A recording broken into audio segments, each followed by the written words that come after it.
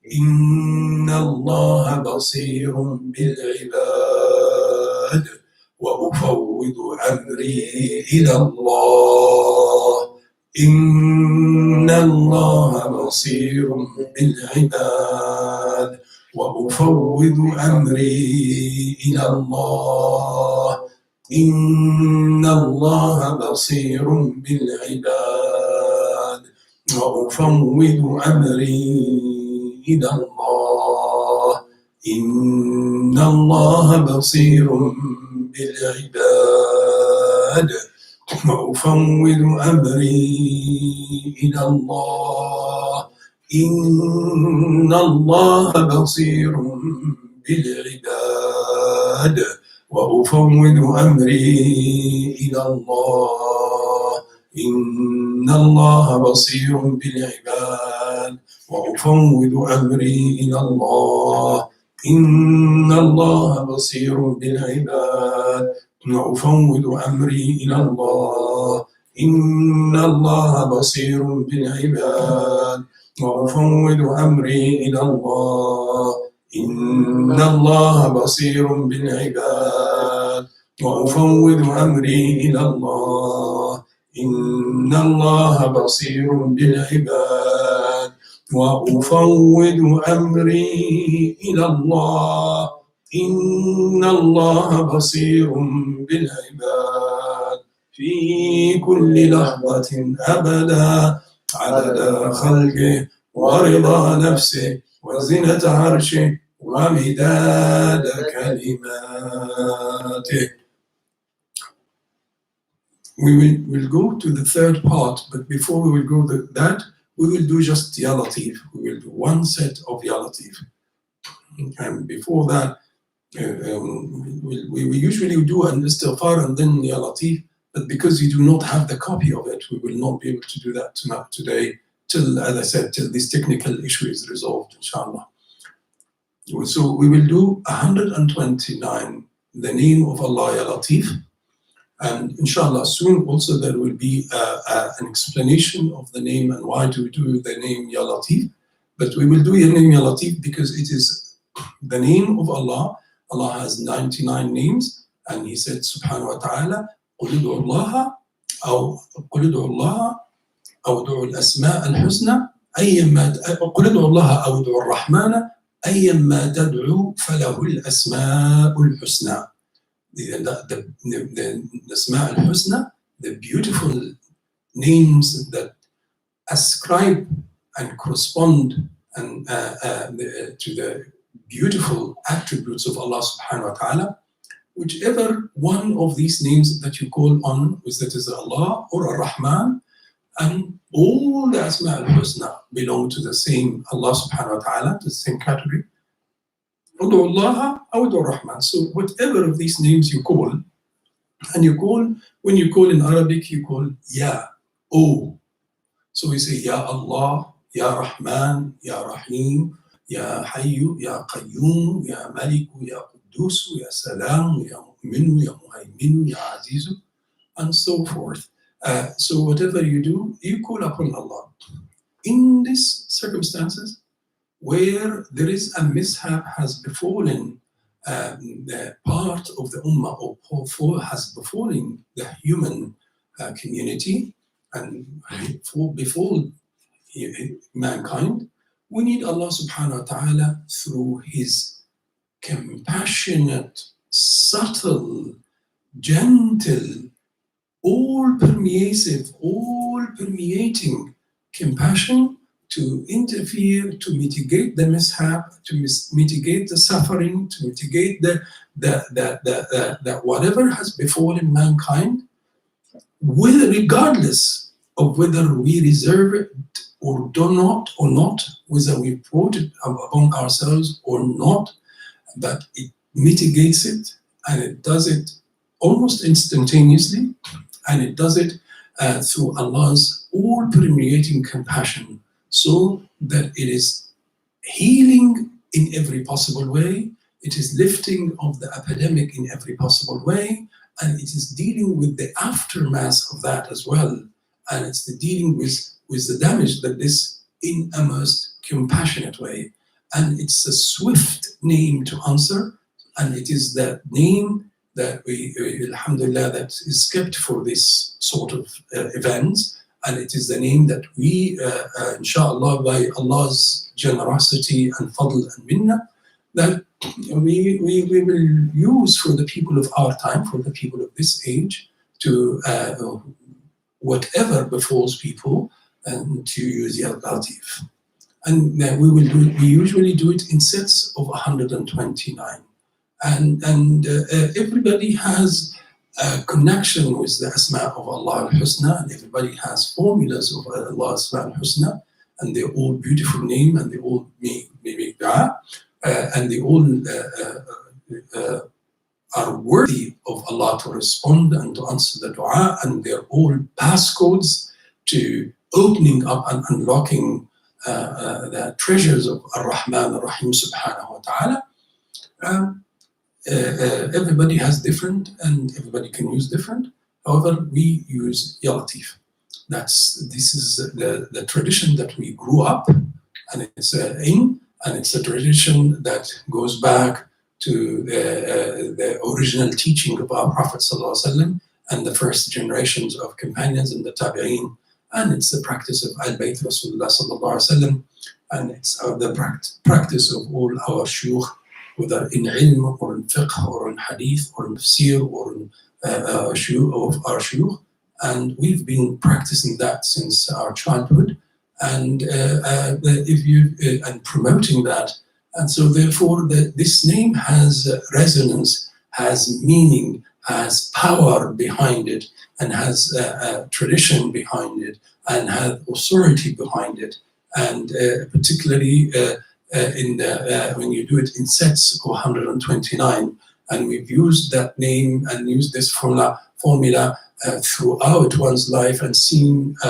our ancestors and predecessors of our shuyukh using it as well, and we've seen it in our life. We used it, and mashallah, it almost brought miracles. And we, in this situation that we find ourselves in, and humanity finds itself in, we need nothing less than a massive miracle from Allah subhanahu wa ta'ala with His lutf to lift this, and to make this is bearable, and to make this is inshallah not to last for too long, and to subhanahu wa ta'ala to limit the human toll and the human damage, and to limit every damage that is associated with this, inshallah, and to reduce it to absolute zero, Ya Rabbil Alameen, and through His lutf and generosity replace what is lost, and bring back prosperity, growth, and increase, and replace our fear and panic into sanctuary and safety, and trusting in Allah, and remove despondency and remove despair, and replace it with certitude and certainty that it is going to be, it is for the best, and that it is going to last a short time, and that we will be safe, and we will go through it, and we will come the other side, inshallah, better off, Ya Rabbil Alameen. Everyone says this, Ya Latif, with this authority, with this intention, we will see the results. And please, I ask you all to help, whether during the times that we are doing it like this, or do it on the privacy of your house, and with the family. And it's very, very simple to do Ya Latif, and inshallah we will all reap the benefit, and we'll all experience the benefits, and we'll all enjoy the benefits, Ya Rabbil Alameen, fi khayr wa utfu wa afiyah. Ya Latif, Ya Latif, Ya Latif, Ya Latif, Ya Latif, Ya Latif, Latif, Ya Latif, Ya Latif, Ya Latif, Ya Latif, Ya Latif, Ya Latif, Ya Latif, Ya Latif, Ya Latif, Ya Latif, Ya Latif, Latif, Ya Latif, Ya Latif, Ya Latif, Ya Latif, Ya Latif, Ya Latif, Ya Latif, Latif, Ya Latif, Ya Latif, Ya Latif, Ya Latif, Ya Latif,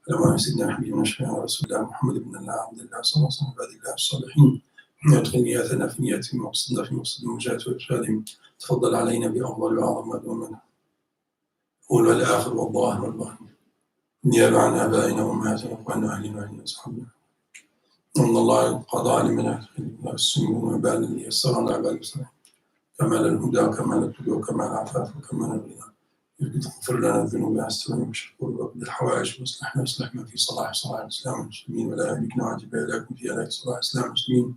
الله يرفع الوباء، ان الله يرفع الوباء، الله يرفع الوباء ويكشف البلاء ويكشف الغمة يا رب العالمين، ويشفي مولانا ومرضى المسلمين ويرحم موتانا المسلمين، وتجاوز عنا وعن اهل لا اله الا الله وعن اهل الارض اجمعين يا رب العالمين. كن يصح الفاتحة. أعوذ بالله من الشيطان الرجيم. بسم الله الرحمن الرحيم. الحمد لله رب العالمين الرحمن الرحيم مالك يوم الدين إياك نعبد وإياك نستعين اهدنا الصراط المستقيم صراط الذين أنعمت عليهم غير المغضوب عليهم ولا الضالين. آمين. بسم الله الرحمن الرحيم. أعوذ بالله السميع العليم من الشيطان الرجيم. أعوذ بالله السميع العليم من الشيطان الرجيم. أعوذ بالله السميع العليم من الشيطان الرجيم. لو أنزلنا هذا القرآن على جبل لرأيته خاشعا متصدعا من خشية الله وتلك الأمثال نضربها للناس لعلهم يتفكرون. والله الذي لا إله إلا هو عالم الغيب والشهادة هو الرحمن الرحيم. هو الله الذي لا إله إلا هو الملك القدوس السلام المؤمن المهيمن العزيز الجبار المتكبر سبحان الله عما يشركون. هو الله الخالق البارئ المصور له الأسماء الحسنى يسبح له ما في السماوات والأرض وهو العزيز الحكيم. أعوذ بالله السميع العليم من الشيطان الرجيم. أعوذ بالله السميع العليم من الشيطان الرجيم. أعوذ بالله السميع العليم من الشيطان الرجيم. أعوذ بكلمات الله التامات من شر ما خلق. أعوذ بكلمات الله التامات من شر ما خلق. أعوذ بكلمات الله التامات من شر ما خلق. بسم الله الذي لا يضر مع اسمه شيء في الأرض ولا في السماء وهو السميع العليم. بسم الله الذي لا يضر مع اسمه شيء في الأرض ولا في السماء وهو السميع العليم. بسم الله الذي لا يضر مع اسمه شيء في الأرض ولا في السماء وهو السميع العليم. بسم الله الذي لا يضر مع اسمه شيء في الأرض ولا في السماء وهو السميع العليم. بسم الله الرحمن الرحيم. ولا حول ولا قوة إلا بالله العلي العظيم. بسم الله الرحمن الرحيم. ولا حول ولا قوة إلا بالله العلي العظيم. بسم الله الرحمن الرحيم. ولا حول ولا قوة إلا بالله العلي العظيم. بسم الله الرحمن الرحيم. ولا حول ولا قوة إلا بالله العلي العظيم. بسم الله الرحمن الرحيم. ولا حول ولا قوة إلا بالله العلي العظيم. بسم الله الرحمن الرحيم. ولا حول ولا قوة إلا بالله العلي العظيم. بسم الله الرحمن الرحيم. ولا حول ولا قوة إلا بالله العلي العظيم. بسم الله الرحمن الرحيم.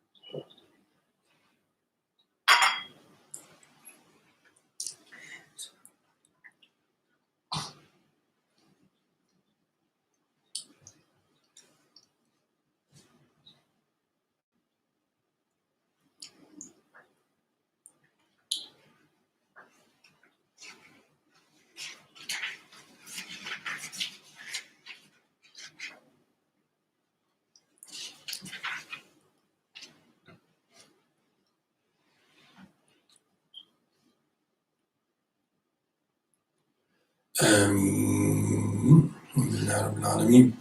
بسم الله الرحمن الرحيم. الحمد لله رب العالمين حمدا يوافي نعمه ويكافئ مزيده. يا ربنا لك الحمد كما ينبغي لجلال وجهك وعظيم سلطانك. سبحانك لا نحصي ثناء عليك أنت كما أثنيت على نفسك. فلك الحمد حتى ترضى، ولك الحمد إذا رضيت، ولك الحمد في الرضا، ولك الحمد بعد الرضا. اللهم صل وسلم على سيدنا محمد في الأولين، وصل وسلم على سيدنا محمد في الآخرين، وصل وسلم على سيدنا محمد وعلى جميع الأنبياء والمرسلين، وصل وسلم على سيدنا محمد في كل وقت وحين، وصل وسلم على سيدنا محمد في الملأ الأعلى إلى يوم الدين، وصل وسلم على سيدنا محمد حتى ترث الأرض ومن عليها وأنت خير الوارثين. اللهم إنا نستحفظك ونستودعك أدياننا وأبداننا وأنفسنا وأموالنا وأهلنا وأولادنا وكل شيء أعطيتنا، واجعلنا وإياهم في كنفك وأمانك وعيازك وجوارك وحزبك وحرزك وكنفك من كل شيطان مريد وجبار عنيد وذي عين وذي بغي وذي حسد، ومن شر كل ذي شر، إنك على كل شيء قدير. اللهم جملنا بالعافية والسلامة، وحققنا بالتقوى والاستقامة، وأعذنا من موجبات الندامة، إنك سميع قريب مجيب الدعاء. اللهم صل على جلالك وجمالك على سيدنا مولانا محمد وعلى آله وصحبه أجمعين، وارزقنا اللهم كمال المتابعة له ظاهرا وباطنا وعلى كل حال برحمتك يا أرحم الراحمين، بفضل سبحان ربك رب العزة عما يصفون، وسلام على المرسلين، والحمد لله رب العالمين. بسم الله الرحمن الرحيم. الحمد لله رب العالمين الرحمن الرحيم مالك يوم الدين، إياك نعبد وإياك نستعين، اهدنا الصراط المستقيم صراط الذين أنعمت عليهم غير المغضوب عليهم ولا الضالين. آمين. بسم الله الرحمن الرحيم.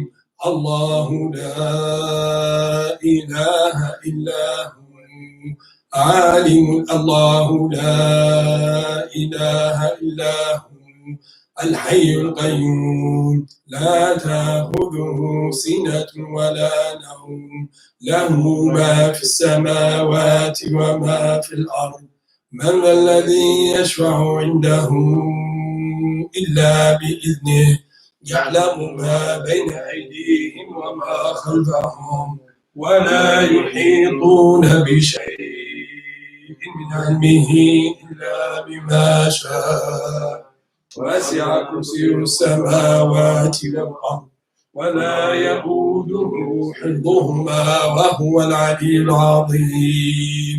لله ما في السماوات وما في الأرض، إن تبدوا ما في أنفسكم أو تخفوه يحاسبكم به الله، فيغفر لمن يشاء ويعذب من يشاء، والله على كل شيء قدير. آمن الرسول بما أنزل إليه من ربه والمؤمنون كل آمن بالله وملائكته وكتبه ورسله، لا نفرق بين أحد من رسله، وقالوا سمعنا وأطعنا غفرانك ربنا وإليك المصير. لا يكلف الله نفسا إلا وسعها، لها ما كسبت وعليها ما اكتسبت، ربنا لا تؤاخذنا إن نسينا أو أخطأنا، ربنا ولا تحمل علينا إصرا كما حملته على الذين من قبلنا ربنا ولا تحملنا ما لا طاقة لنا به واعف عنا واغفر لنا وارحمنا أنت مولانا فانصرنا على القوم الكافرين لا إله إلا الله وحده لا شريك له له الملك وله الحمد يحيي ويميت وهو على كل شيء قدير لا إله إلا الله وحده لا شريك له له الملك وله الحمد يحيي ويميت وهو على كل شيء قدير لا إله إلا الله وحده لا شريك له له الملك وله الحمد يحيي ويميت وهو على كل شيء قدير سبحان الله وبحمده سبحان الله العظيم سبحان الله وبحمده سبحان الله العظيم سبحان الله وبحمده سبحان الله العظيم سبحان الله والحمد لله ولا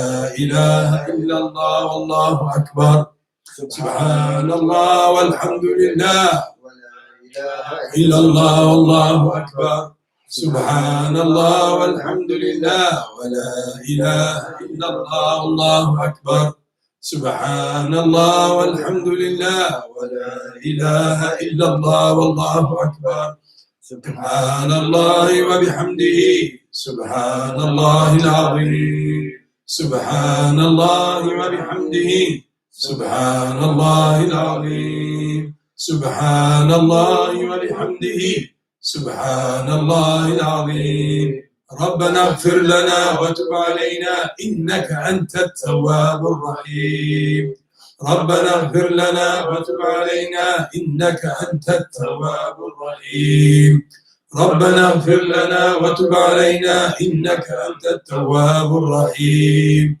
اللهم صل على محمد اللهم صل عليه وسلم اللهم صل على محمد اللهم صل عليه وسلم اللهم صل على محمد اللهم صل عليه وسلم أعوذ بكلمات الله التامات من شر ما خلق أعوذ بكلمات الله التامات من شر ما خلق أعوذ بكلمات الله التامات من شر ما خلق بسم الله الذي لا يضر مع اسمه شيء في الأرض ولا في السماء وهو السميع العليم بسم الله الذي لا يضر مع اسمه شيء في الأرض ولا في السماء وهو السميع العليم بسم الله الذي لا يضر مع اسمه شيء في الأرض ولا في السماء وهو السميع العليم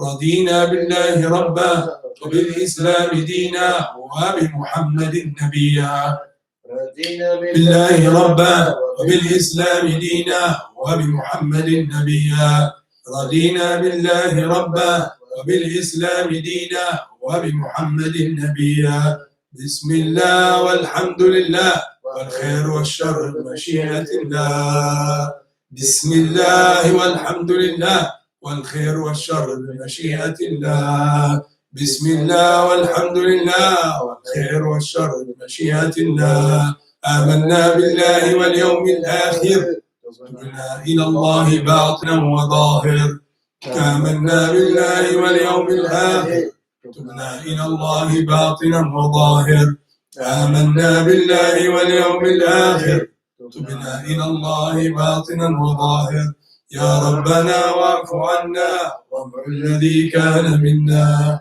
يا ربنا واعف عنا وامح الذي كان منا يا ربنا واعف عنا وامح الذي كان منا يا ذا الجلال والإكرام أمسنا على دين الإسلام يا ذا الجلال والإكرام أمسنا على دين الإسلام يا ذا الجلال والإكرام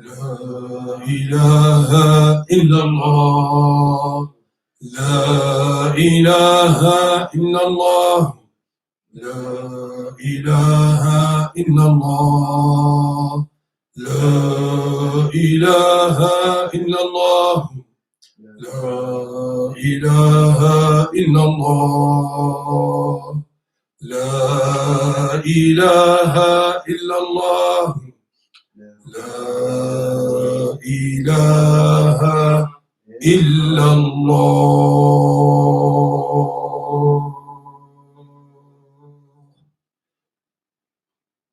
محمد رسول الله صلى الله عليه وآله وسلم وشكرف وكرم ومجد وعظم ورضي الله تبارك وتعالى عن آل بيته المطهرين وعن أصحابه السادة الأخيار المنتجبين وعلينا معهم وفيهم برحمتك يا أرحم الراحمين بسم الله الرحمن الرحيم قل هو الله أحد الله الصمد لم يلد ولم يولد ولم يكن له كفوا أحد بسم الله الرحمن الرحيم قل هو الله أحد الله الصمد لم يلد ولم يولد ولم يكن له كفوا أحد بسم الله الرحمن الرحيم قل هو الله أحد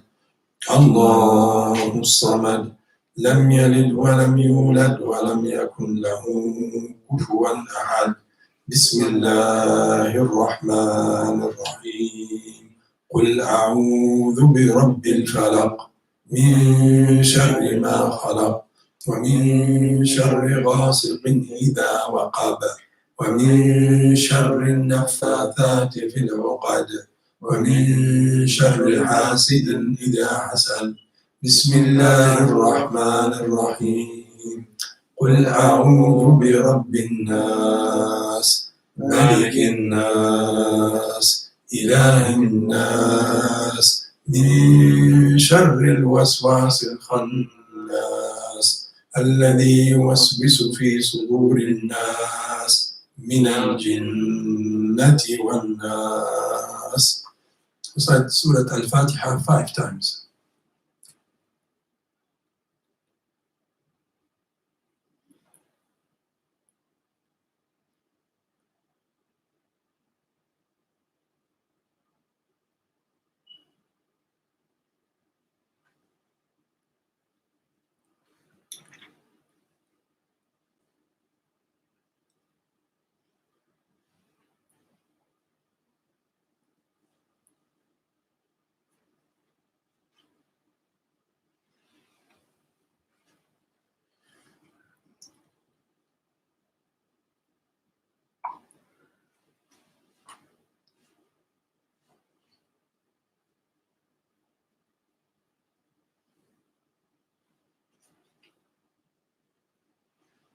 الحمد لله رب العالمين اللهم إنا نسألك رضاك والجنة ونعوذ بك من سخطك والنار اللهم إنا نسألك رضاك والجنة ونعوذ بك من سخطك والنار اللهم إنا نسألك رضاك والجنة ونعوذ بك من سخطك والنار يا عالم السر منا لا تهتك الستر عنا وعافنا واعف عنا وكن لنا حيث كنا يا عالم السر منا لا تهتك الستر عنا وعافنا واعف عنا وكن لنا حيث كنا يا عالم السر منا لا تهتك الستر عنا وعافنا واعف عنا وكن لنا حيث كنا جزا الله عنا سيدنا محمد صلى الله عليه وآله وسلم خيرا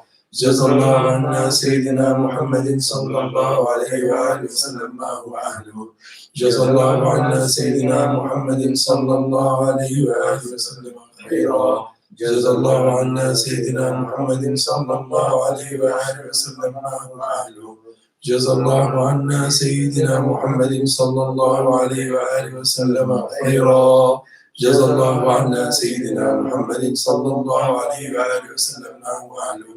جزى الله عنا سيدنا ونبينا محمد صلى الله عليه وآله وسلم أفضل ما جزى نبيا عن أمته ورسولا عن قومه. الله بها يا الله بها يا الله بحسن الخاتمة. يا الله بها يا الله بها يا الله بحسن الخاتمة. يا الله بها يا الله بها يا الله بحسن الخاتمة والقبول. أستغفر الله الذي لا إله إلا هو الرحمن الرحيم الحي القيوم الذي لا يموت وأتوب إليه رب اغفر لي.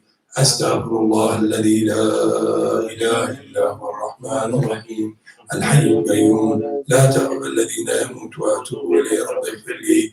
أستغفر الله الذي لا إله إلا هو الرحمن الرحيم الحي القيوم الذي لا يموت وأتوب إليه رب اغفر لي.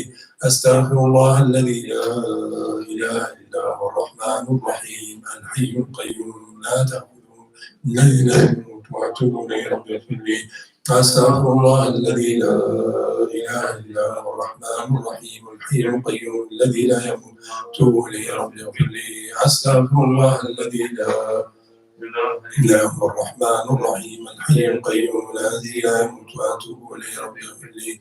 أستغفر الله الذي لا إله إلا هو الرحمن الرحيم الحي القيوم الذي لا يموت وأتوب إليه رب اغفر لي. أستغفر الله الذي لا إله إلا هو الرحمن الرحيم الحي القيوم الذي لا يموت وأتوب إليه رب اغفر لي. أستغفر الله الذي لا إله إلا هو الرحمن الرحيم الحي القيوم الذي لا يموت وأتوب إليه رب اغفر لي. أستغفر الله الذي لا إله إلا هو الرحمن الرحيم الحي القيوم الذي لا يموت وأتوب إليه رب اغفر لي. أستغفر الله الذي لا إله إلا هو الرحمن الرحيم الحي القيوم الذي لا يموت وأتوب إليه رب اغفر لي. أستغفر الله الذي لا إله إلا هو الرحمن الرحيم الحي القيوم الذي لا يموت وأتوب إليه رب اغفر لي. أستغفر الله الذي لا إله إلا هو الرحمن الرحيم الحي القيوم الذي لا يموت وأتوب إليه رب اغفر لي. أستغفر الله الذي لا إله إلا هو الرحمن الرحيم الحي القيوم الذي لا يموت وأتوب إليه رب اغفر لي. أستغفر الله الذي لا إله إلا هو الرحمن الرحيم الحي القيوم الذي لا يموت وأتوب إليه رب اغفر لي.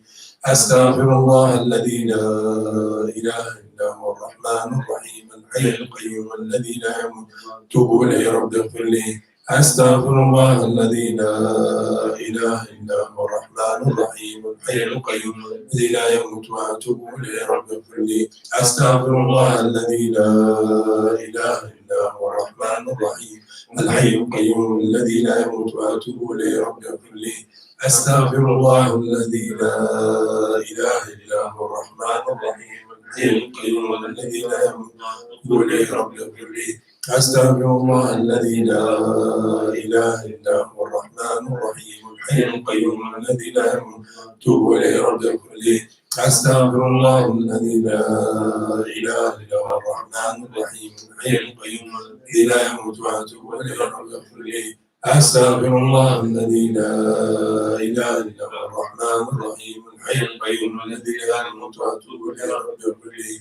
أستغفر الله الذي لا إله إلا هو الرحمن الرحيم الحي القيوم الذي لا يموت وأتوب إليه رب اغفر لي. أستغفر الله الذي لا إله إلا هو الرحمن الرحيم الحي القيوم الذي لا يموت وأتوب إليه رب اغفر لي.